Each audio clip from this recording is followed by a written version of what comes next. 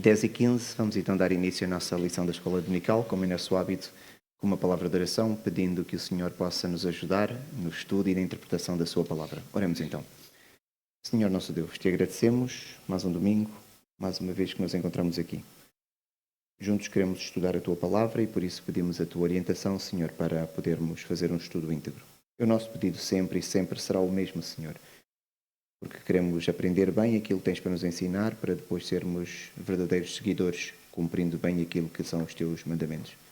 Abençoa as várias lições que estão a decorrer, quer seja aqui, Senhor, quer seja em qualquer uma das tuas igrejas espalhadas por este mundo, Senhor, que possas ajudar os professores na integridade da exposição da palavra, possas ajudar os alunos na compreensão, Senhor, e todos juntos então podermos saber aquilo que tu nos queres ensinar. Esta é a nossa oração, no nome do Senhor Jesus. Amém. Meus irmãos, estamos a chegar ao final. Eu sinto um certo eco, não sei se os irmãos também ouvem, era só para pedir para fazer sair alguma coisa em termos de som, para que o som ficasse mais agradável. Nós começamos a estudar o livro de Gênesis, que é o primeiro livro da Bíblia, começamos exatamente no primeiro versículo. E a ideia é, não havendo nenhum atraso, hoje nós terminarmos no último versículo.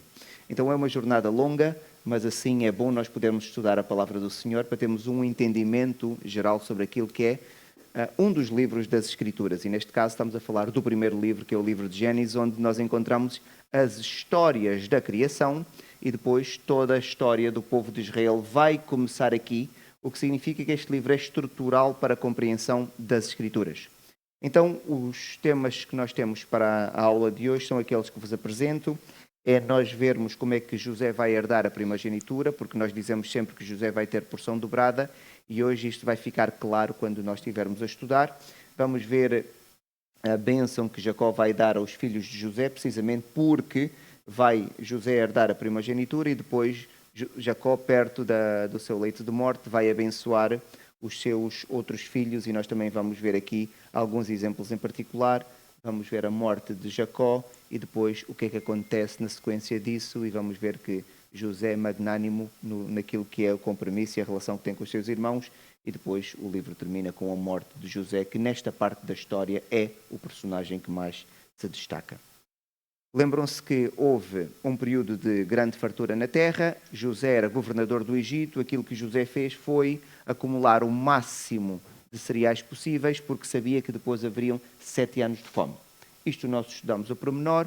Então, durante o período de 7 anos de fome, o que aconteceu foi que todas as nações perto do Egito, elas tinham que ir até o Egito, porque era o sítio onde havia alimentos e elas podiam então comprar ali os alimentos por causa da estratégia de José do acúmulo dos alimentos durante os 7 anos de fartura.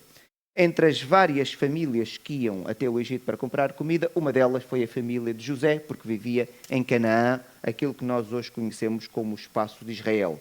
Então, quando eles vão fazer esta compra, há um reencontro entre José e os seus irmãos, e aquilo que José vai fazer, vai dizer: traz a minha família toda que está em Canaã, e agora a família de José mudou-se toda e fixou-se no Egito. Estudamos isso nas últimas aulas. Na semana passada vimos onde é que eles fixaram no Egito. Alguém ainda se lembra em que parte do Egito? Na parte norte do Egito, na terra de Gósen, que nós conhecemos como o Alto Egito. Fica mesmo ali na zona do delta do Nilo. Por que razão eles fixaram ali? Nós também percebemos, porque é uma zona muito fértil, é a zona do delta do Nilo. Eles, como eram pastores, tinham muitos animais, então fixarem-se naquela zona era bom por 2 razões. A primeira razão, porque ao fixarem-se naquela zona, eles tinham pastagem para os seus animais.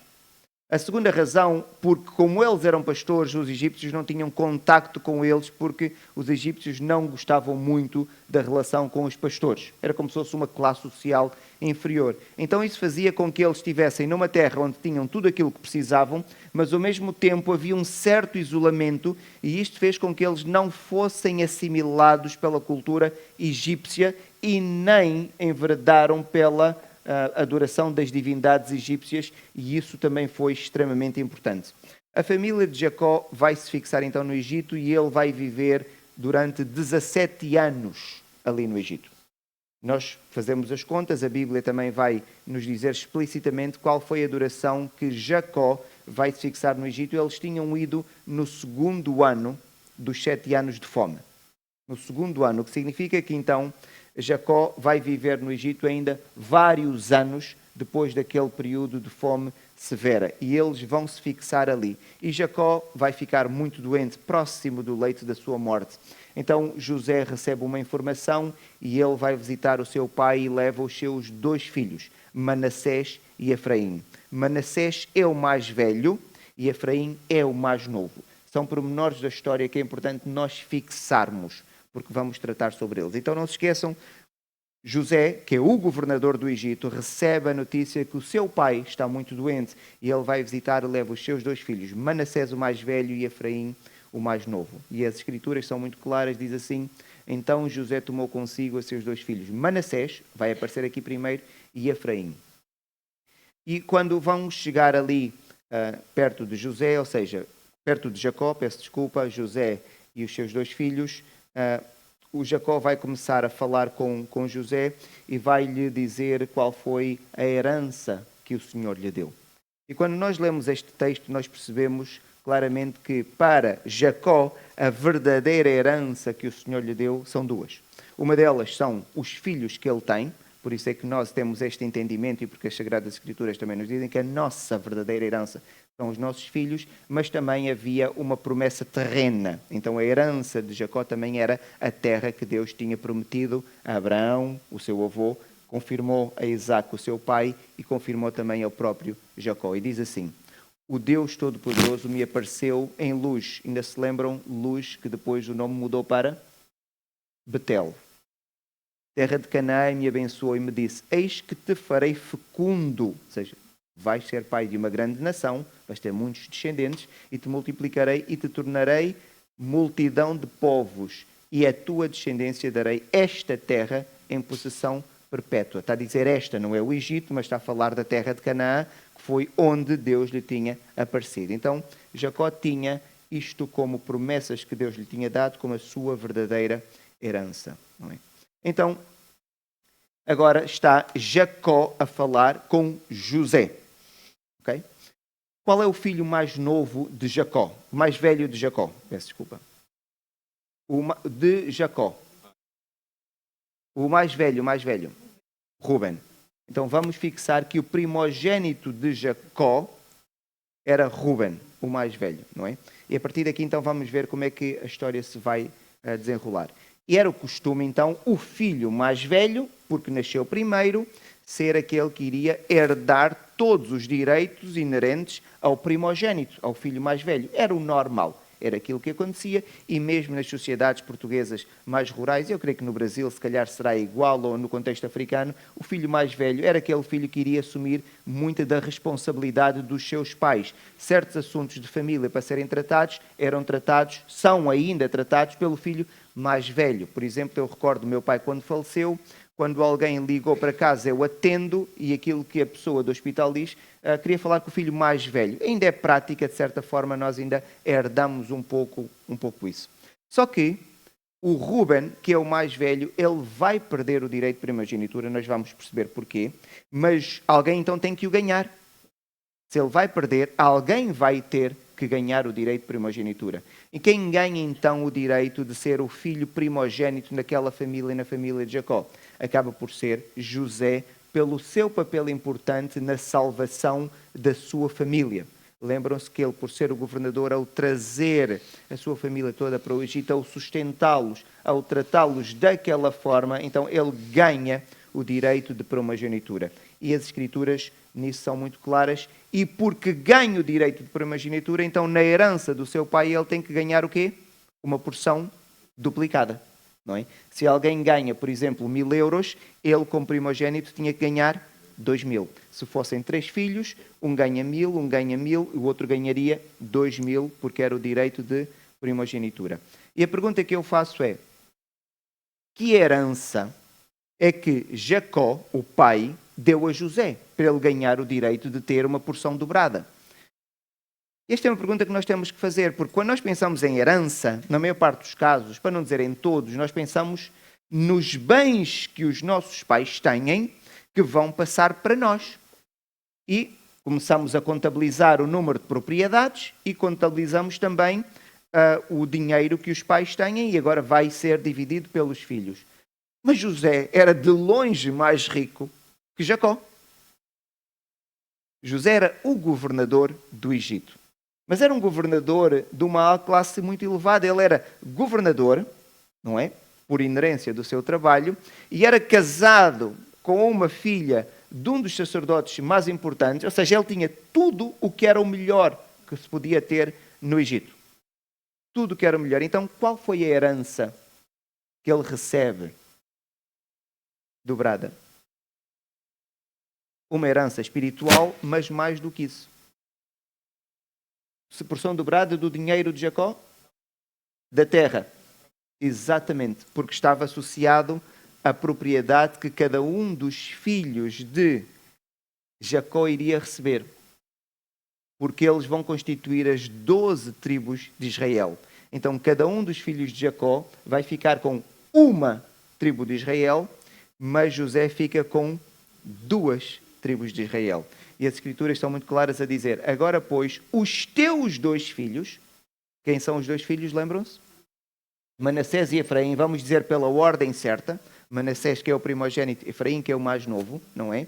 Que te nasceram na terra do Egito, antes que eu viesse a ti, são meus. Efraim e Manassés. Vemos aqui que agora Jacó já troca a ordem. Já troca a ordem, não é? Serão meus como Ruben e Simeão, ou seja, estes filhos que tu tens é como se fossem meus agora, tal qual qualquer um dos meus filhos. Agora estes são meus. E vai dizer, mas a tua descendência que gerarás depois deles será tua, segundo o nome de um dos seus irmãos serão chamados na sua herança. Então está a dizer, os filhos que tiveres depois destes 2 é contigo. Tu entendes-te com eles, mas estes 2 eu vou reivindicá-los para mim. Eu vou dar uma herança a cada um deles que tu ganhas assim em dobro. E isso significa que quando nós olhamos para esta lista, que é a lista das tribos de Israel, nós se estivermos a fazer uma contagem nominal dos nomes, nós vamos encontrar 13 nomes, mas nós dizemos sempre que Israel tinha quantas tribos? Mas nós se estivermos a ler, vejam, 1, 2, 3, 4, 5, 6, os números ajudam-nos, 7, 8, 9, 10, 11, 12, 13. Mas nós colocamos estes 2 no número 11, porque estes 2 significam que são a tribo de José. Então, todos tinham apenas um filho de Jacó, tem direito a ter uma tribo. Certo? Vejam, Ruben tem direito a ter uma tribo, Simeão uma tribo e assim sucessivamente. Quando chega aqui José vai ter 2 tribos. Então ele aí tem a porção dobrada e ele desta forma ganha o direito de primogenitura. O que vai acontecer então é que se eles são filhos agora espirituais de Jacó, eles têm que receber a bênção da parte de quem? De José ou de Jacó? Eles têm que receber a bênção de Jacó, porque eles é que são agora os filhos que Jacó requereu para si. Então, depois de os abençoar, Jacó, não se esqueçam, está doente, está no seu leito, provavelmente no seu quarto, vai beijá-los e vai abraçá-los. Então vai chegar o momento de eles serem abençoados e Jacó dar a bênção. O que acontece é que eles provavelmente estavam sentados, José vai pegar nos seus 2 filhos e vai querer aproximá-los de novo do seu pai. Então o que vai acontecer é que Jacó está agora, imaginem, no leito de cama, eventualmente sentado, com algum esforço, está a tentar estar reclinado. José pode estar sentado ou de pé, porque está bem de saúde. Os filhos são adolescentes, então também têm alguma mobilidade. E o que vai acontecer é que José vai querer agora aproximar novamente os seus filhos de Jacó. Então, imaginem, eu vou pedir aqui a ajuda do Nilvando. O Nilvando está para colocar-se aqui. O Nilvando é Jacó, é aquele que vai dar a bênção. Ele é Jacó e vai dar a bênção. É aquele que está debilitado no leito de morte. Então, ele, para dar a bênção, são 2 crianças. A lógica dizia-nos que a mão direita dele iria ficar sobre a cabeça de quem? Do mais velho, do primogênito. Então, o que é que José vai fazer? José pega nos seus filhos e José troca a ordem. Então, coloca o mais velho deste lado, da sua mão esquerda, porque quando chegar-se perto de Jacó, Jacó vai colocar a mão direita em cima deste. Estão a perceber? Então José vai colocar o Manassés na sua mão esquerda e o Efraim na sua mão direita. Então agora José vai se aproximar de Jacó para que Jacó coloque as mãos sobre as cabeças deles e coloque as mãos de forma direita, certo? O que é que Jacó vai fazer? Jacó, quando vai para dar a bênção, cruza as mãos. Ok. E José não está à espera disso. E isto é uma... Obrigado, meu fã. Então, José não está à espera disso. Porque ele está à espera que a mão direita do seu pai fique sobre a cabeça do seu filho mais velho. Mas não é isso que aconteceu. E vejam o texto. José a ambos, a Efraim na sua mão direita, a Israel, e a Manassés na sua mão esquerda, direita de Israel, e fê-los chegar a ele. O que acontece é aquilo que eu vos disse: Jacó cruza os braços e vai meter a mão direita na cabeça de Efraim e a mão esquerda na cabeça de Manassés. Vai cair muito mal a José. Porque José não está à espera que isso aconteça. Ninguém está à espera que isso aconteça. Então, José tenta corrigir o seu pai e diz: pai, não é assim que se faz. A mão direita é na cabeça do mais velho. E a resposta de Jacó é surpreendente. E Jacó diz: eu sei. E o texto parece indicar que Jacó está a falar aqui com calma, não é? E ele diz: eu sei, eu sei. Vejam José dizer: assim não, meu pai, pois o primogênito é este, põe a mão direita sobre a cabeça dele. Mas seu pai o recusou e disse: eu sei, meu filho, eu sei. Ele também será um povo. Também ele será grande. Contudo, o seu irmão menor será maior do que ele e a sua descendência será uma multidão de nações. Então, o que vai acontecer, acontece quase na família de todos que nasceram ali na família de Abraão, Isaac e Jacó. A primogenitura nunca fica para o mais velho. Não é? E até nos filhos de José, novamente, quem é que vai ganhar a primazia? É o filho mais novo, daqueles dois que tinham nascido, porque José depois teve outros filhos também. Então volta a acontecer o mesmo. Nós não vamos entrar nesta discussão, o tempo não nos permite, mas aqui temos uma questão a colocar. E a questão é exatamente esta que eu vos coloco ali. Diz assim: Efraim seria maior que Manassés. Efraim é o mais novo. Porque Jacó profetizou, ou seja, as coisas aconteceram porque Jacó disse que era assim que iriam acontecer, ou Jacó disse aquilo porque sabia que era assim que iriam acontecer. Há duas posições, como disse, nós não vamos hoje discutir isso, e há quem acredite que aconteceu assim porque Jacó profetizou. Atenção, Jacó não profetizou porque quis, toda a profecia é dada por quem?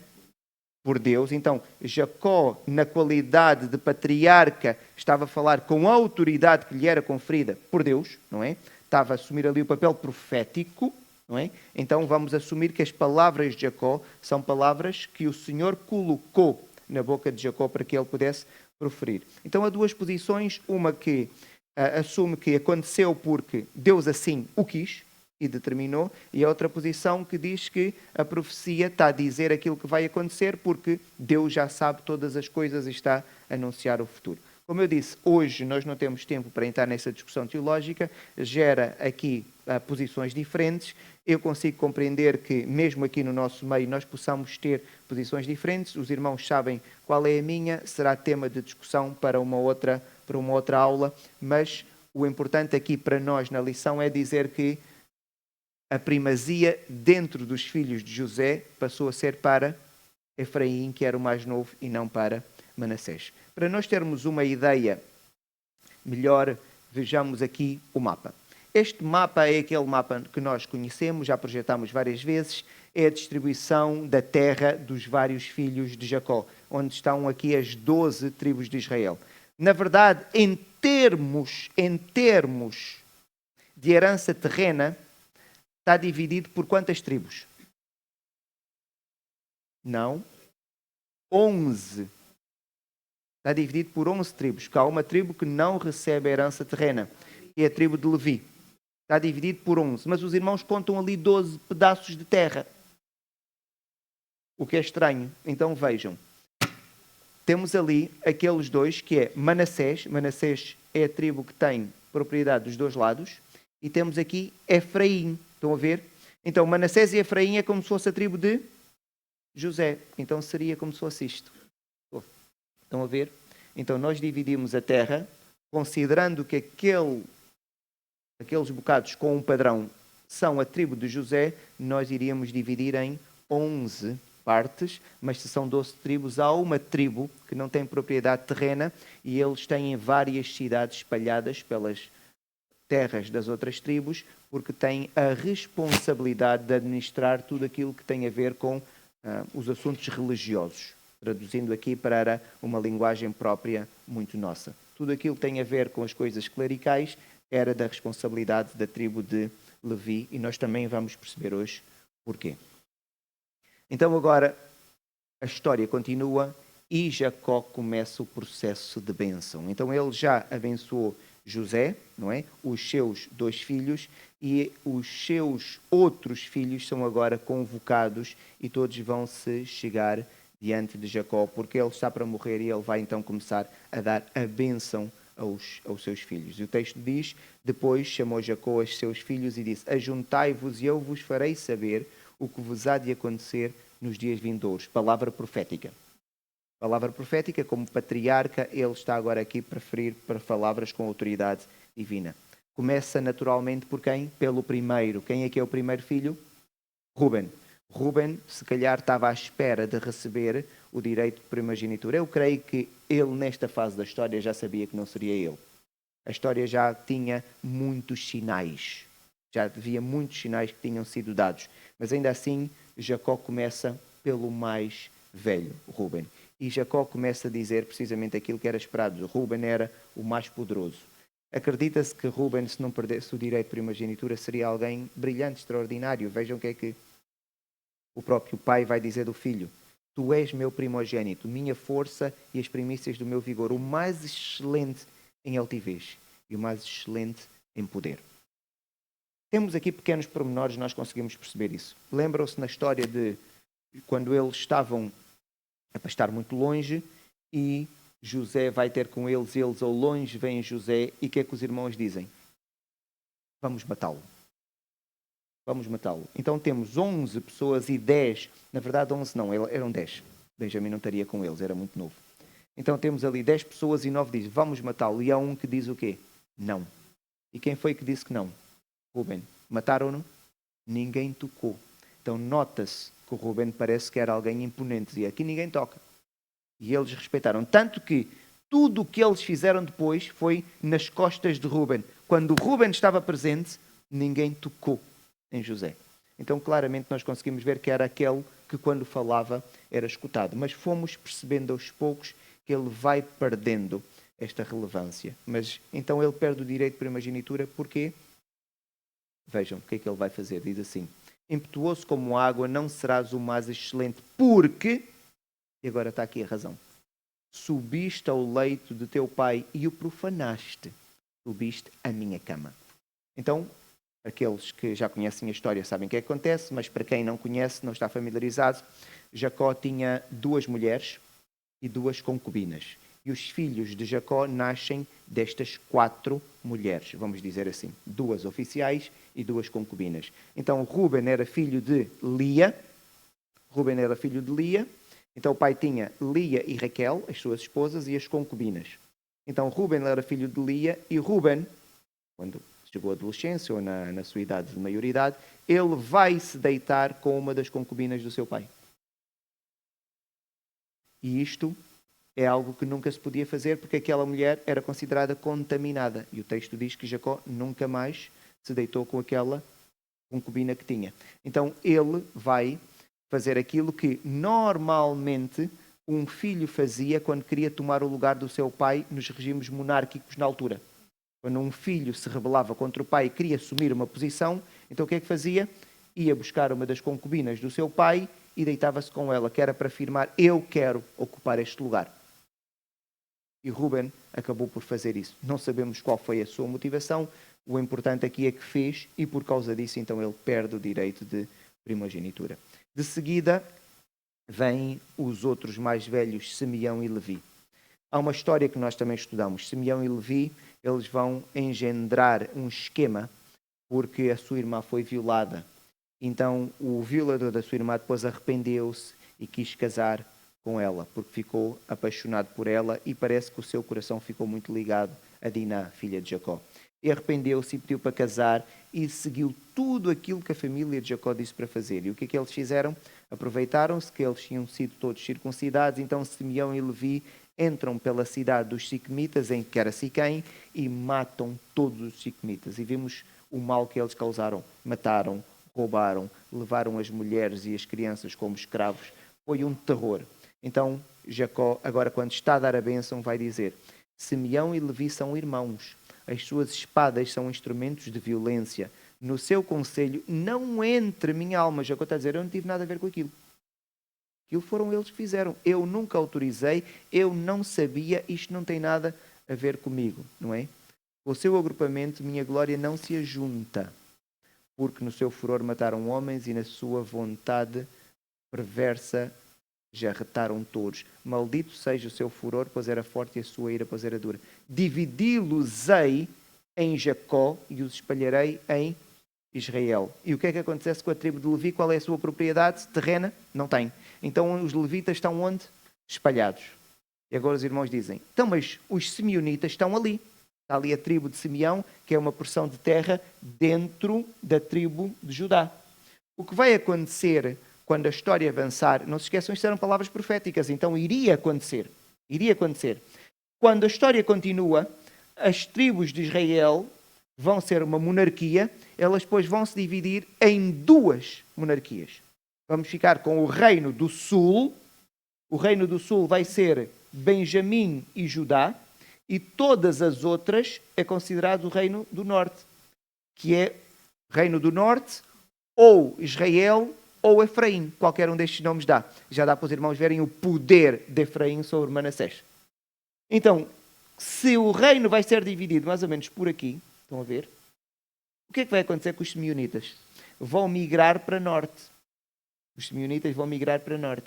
Quando vão migrar para norte, têm terreno? Não. Porque Israel tinha leis muito próprias, de maneira que a propriedade terrena nunca podia sair da tribo. Então, se um simeonita migrar para aqui, sempre que vivesse aqui, esta terra sempre seria de alguém de Manassés. Então, um simeonita nunca iria ter propriedade terrena. De tal maneira que quando um homem tivesse duas filhas, porque a mulher, naquela cultura, quando casasse, ela ficava parte da tribo do esposo. Então imagina que um homem tinha duas filhas, não é? Imaginem que o pai deixava-lhes uma grande propriedade. Consideremos que, por exemplo, eram duas filhas de alguém de Manassés.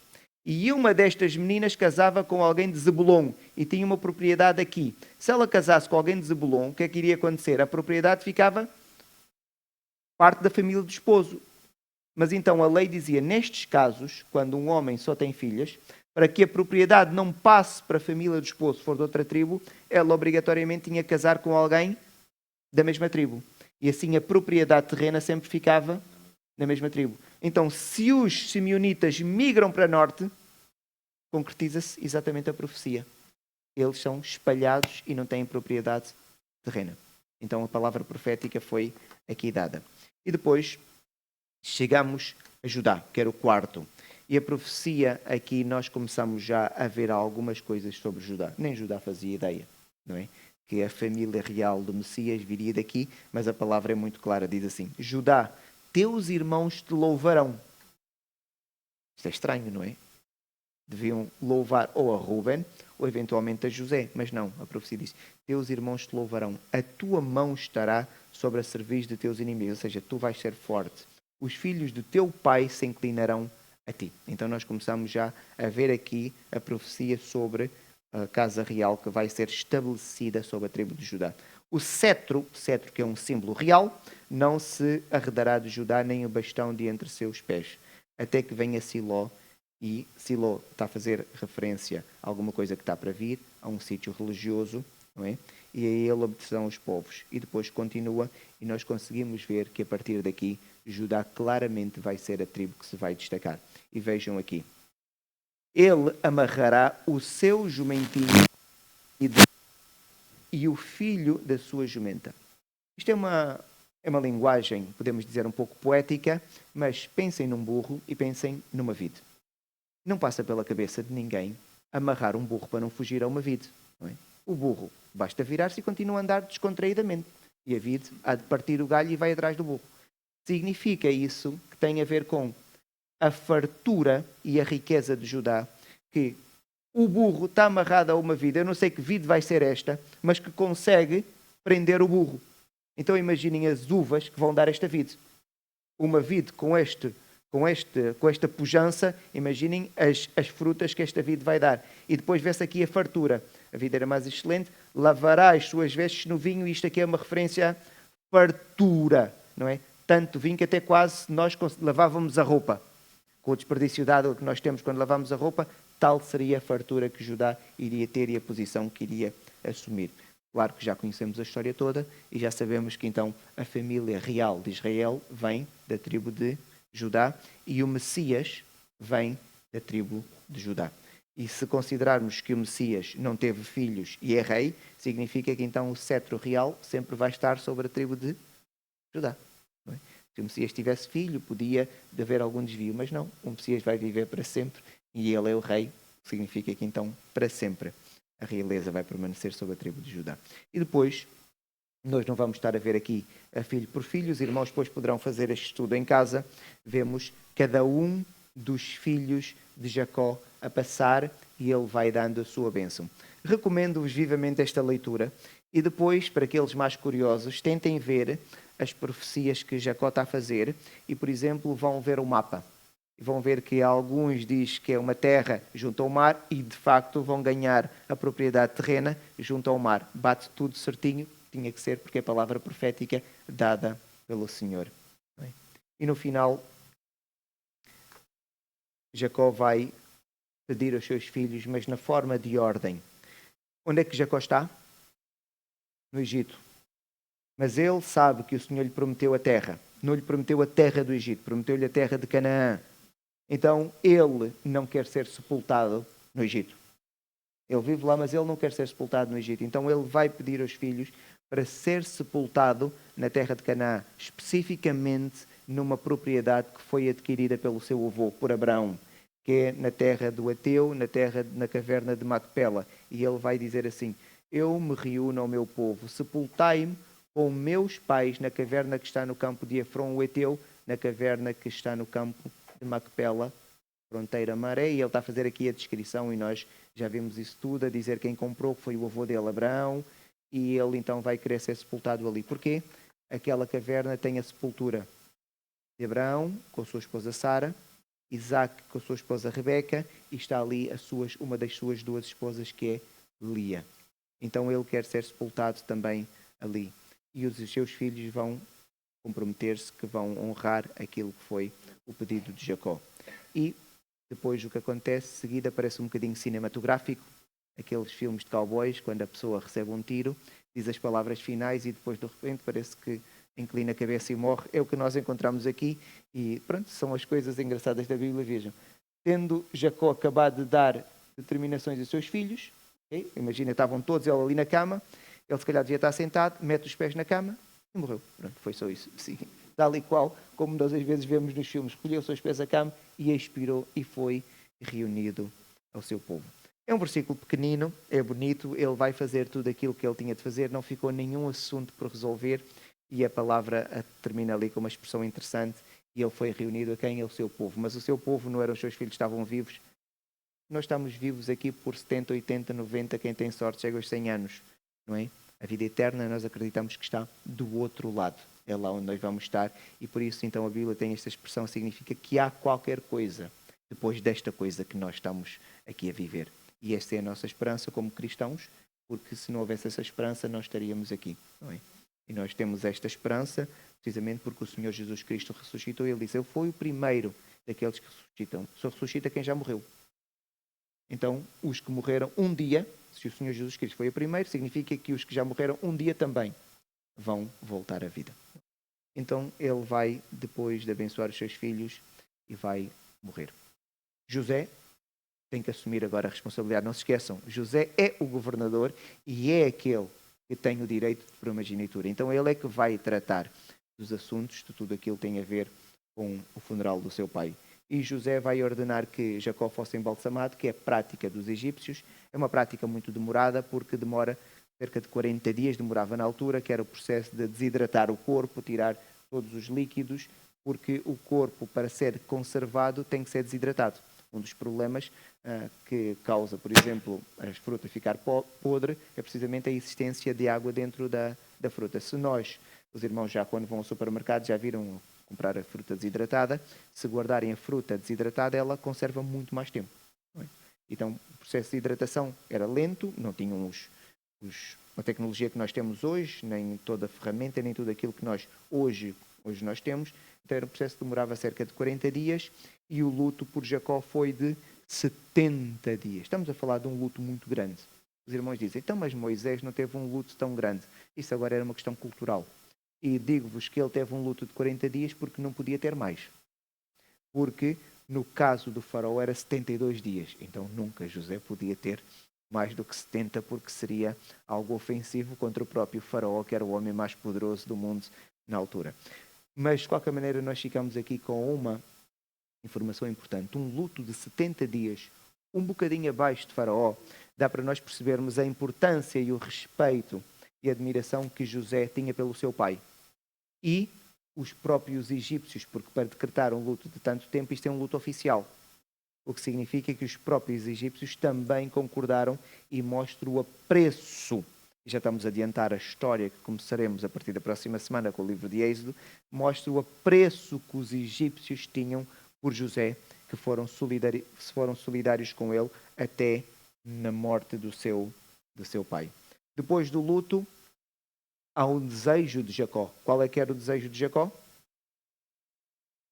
Ser sepultado com os pais. Ele disse que ele não queria ser sepultado onde ele estava.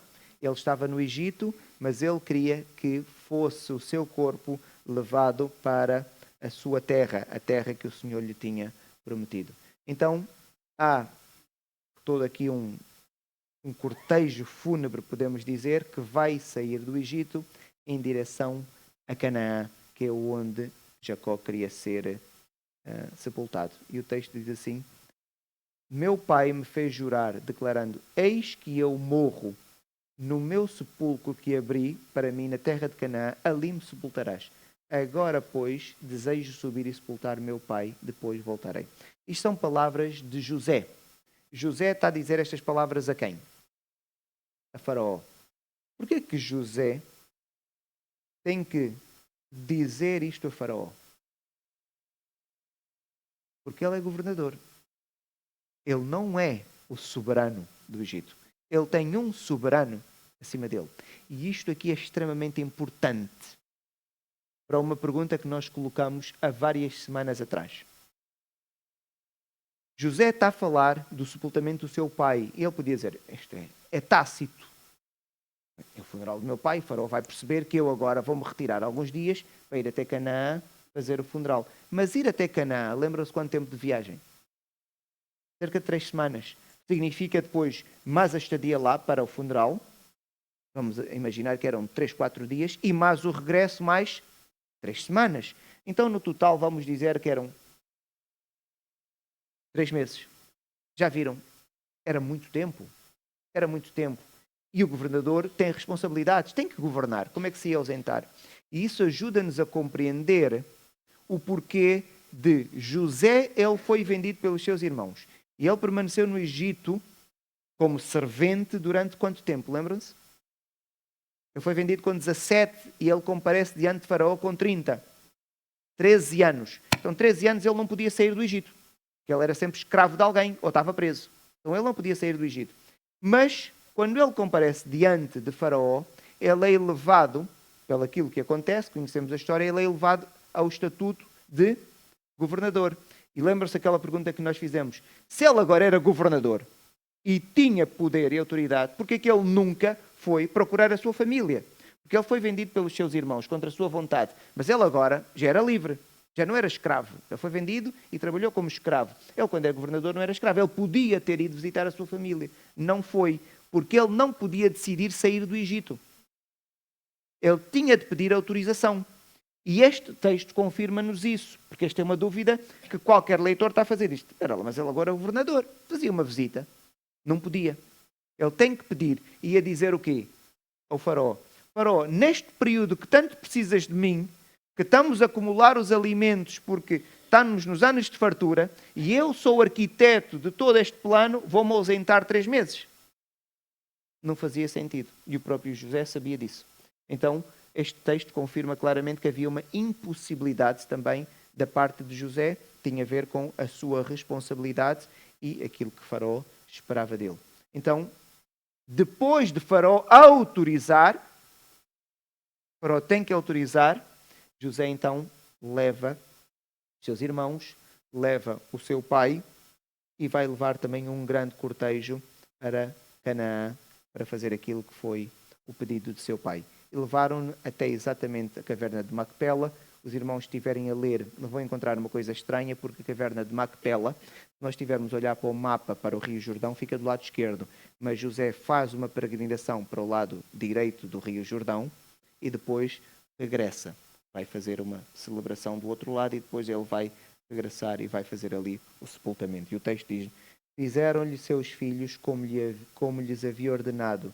Levaram-no para a terra de Canaã, estou a ler aqui embaixo, e o sepultaram na caverna do campo de Macpela, que Abraão comprara com o campo, por posse de sepultura, a Efron, o heteu fronteiro, a mar. E ainda hoje este sepulcro existe. Não sei se os restos mortais lá estão ou não, mas ainda hoje é um dos sítios de peregrinação, quando as pessoas vão a Israel e às vezes querem fazer várias peregrinações, aqueles sítios onde as pessoas visitam. Este é um dos sítios, porque aquilo está vedado. Durante o reinado de o rei Herodes protegeu toda aquela parte da terra, e ainda hoje os sepulcros onde estão José depois vai ser levado também, eu creio que para lá, mas onde estão Abraão, Isaac e Jacó, ainda hoje é um sítio de peregrinação e existe na terra de Israel. Meus irmãos, a história vai continuar, mas o passado sempre nos persegue. Então vamos ver o que é que tinha acontecido muitos anos antes. Os irmãos de José tinham um ódio dele. E o que é que eles fizeram? Queriam matá-lo, mas Rubem não deixou, então o que é que aconteceu? Venderam-no como escravo. Muito bem. Venderam-no como escravo, a história deu grandes voltas e José chegou a governador. José não esquece a história. José sabe o que é que aconteceu. Sabe que os seus irmãos o queriam matar e venderam-no como escravo. O pai estava vivo e o pai não ia permitir que José fizesse alguma coisa de mal aos seus irmãos. Mas o pai morreu. Se José tem que fazer um acerto de contas, é agora. Porque agora já não há problema em matar algum dos seus outros irmãos, porque o pai já está morto, já não vai sentir tristeza. Então, os irmãos de José percebem, agora o pai morreu. Se José for como nós, é agora que ele vai fazer um acerto de contas. Então eles estão cheios de medo. Vejam. Vendo os irmãos de José que seu pai já era morto, disseram, é o caso de José nos perseguir e nos retribuir certamente o mal todo que lhe fizemos. Meus irmãos, isto acontece na história. Querem ver um exemplo real?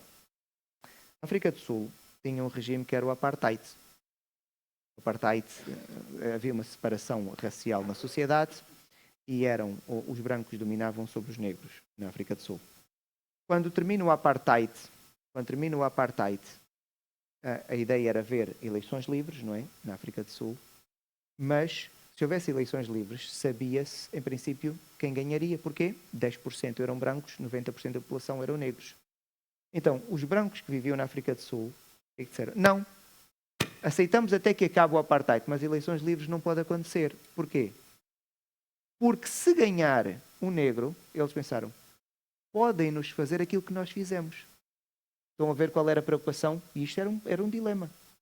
Felizmente, o Nelson Mandela, que foi a pessoa que ganhou, conseguiu conciliar a nação. Fez um bocadinho aquilo que José fez. Ele conseguiu conciliar a nação e conseguiu restaurar a nação. Mas estão a ver? Quem é mau está à espera que os outros façam o mesmo, porque sabe. Ele sabe como é que é. Então os irmãos de José aqui, se ele for como nós, agora não há nada a impedir. O que é que ele nos poderá fazer? Então, antes que José fizesse alguma coisa, eles anteciparam-se. Vejam, eles eram calculistas, eles anteciparam-se. Eles enviam um mensageiro a José dizer: perdoa, pois, a transgressão de teus irmãos e o seu pecado, porque te fizeram mal. Agora, pois, te rogamos que perdoes a transgressão dos servos de Deus, de teu pai. Então eles até pedem perdão duplicadamente na mensagem que vão enviar, o que é estranho. Nós repetimos as coisas na linguagem falada. Na linguagem escrita não, porque não precisamos repetir. Se alguém quer ouvir de novo, lê de novo. Não é? Mas eles, até na linguagem, porque aqui eles enviam o mensageiro e eles vão repetir, tal era o medo deles. E é aqui que nós vemos a magnanimidade de José. José sabia provavelmente que eles tinham este receio. E o texto só diz assim: José chorou enquanto lhe falavam. Não é? E depois vai consolar os seus irmãos e diz o texto: vós na verdade intentaste o mal contra mim. Ou seja, José sabia. José tinha consciência. A ideia aqui, nós já temos uma grande lição bíblica. Quando alguém nos faz mal, esquece isso. Não, não precisamos de esquecer. O importante é, mesmo tendo isto na memória, nós temos de saber lidar com isto. Então José sabia. Não dá para esquecer. Isto é um marco na vida de José. Ele foi vendido como escravo pelos seus próprios irmãos. Nós lemos a história, mas imaginem os gritos de José a entrar no carro do mercador de escravos. E ele saber, é o meu fim. Provavelmente José foi marcado com um ferro, a marca do seu senhor. E sofreu. E foi chicoteado. No início ele não começa logo a obedecer. Então imaginem tudo aquilo que José passou. E ele vai dizer: porém Deus o tornou em bem, para fazer como vedes agora, que se conserve muita gente com vida. Não temais. E agora é aqui que vemos a grandiosidade de José. Diz: não temais, pois vocês fizeram mal. Eu vos sustentarei, a vós outros e a vossos filhos. Eu vou cuidar de vocês. Mas José não está a dizer: eu vou cuidar de vocês para que se lembrem. Não, não, não. Nós vemos aqui claramente aquilo que o Senhor Jesus Cristo ensina sobre a mansidão. Ele tem poder, mas ele utiliza o seu poder para fazer o bem. Ele utiliza o seu poder para fazer o bem. E José vai dizer: eu vos sustentarei. Assim os consolou e lhes falou ao coração. E se os irmãos lerem o texto, vão encontrar José a dizer: vou eu fazer vingança? A vingança não me compete a mim. A vingança compete a um juiz que sabe aplicá-la da forma certa. Eu não. Eu sou pecador como vocês. A vingança pertence a quem? Ao Senhor. Então com José aprendemos que quando alguém nos ofende, não vamos utilizar aquela expressão: esquece isso. Não, não dá para esquecer. Mas não temos que retribuir da mesma forma. Mesmo quando nós temos poder para isso. Porque José agora tinha poder para isso. E vemos que José vai agir desta forma. Isso tem a ver com aquilo que nós vamos estudar hoje. Tem a ver com a mansidão, que é o controlo da força e o uso da força para fazer o bem. E é isso que José vai fazer. Usa então agora a sua força para fazer o bem.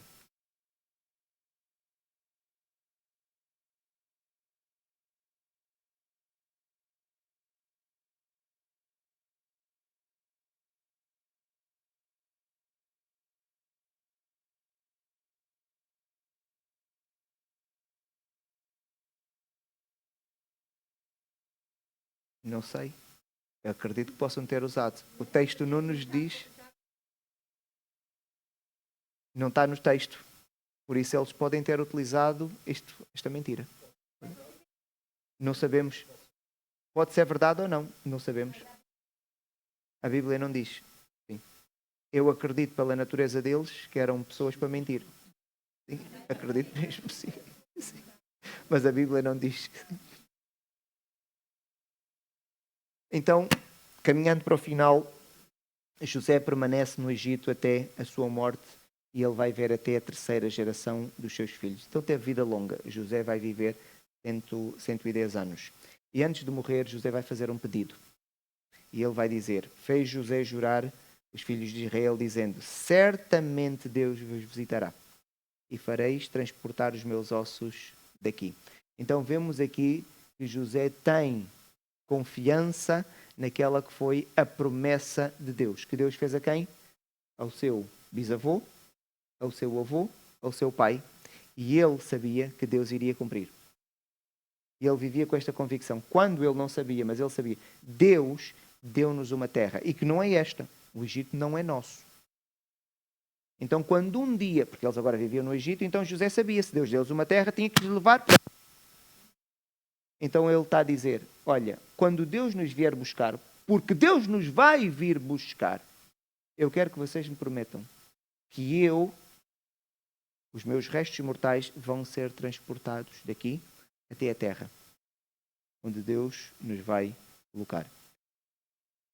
E José morre aos 110 anos, e ele, quando morre, o texto diz que ele vai ser embalsamado, que era o procedimento normal no Egito, para alguém na sua posição social, e vai ser colocado num caixão bem guardado.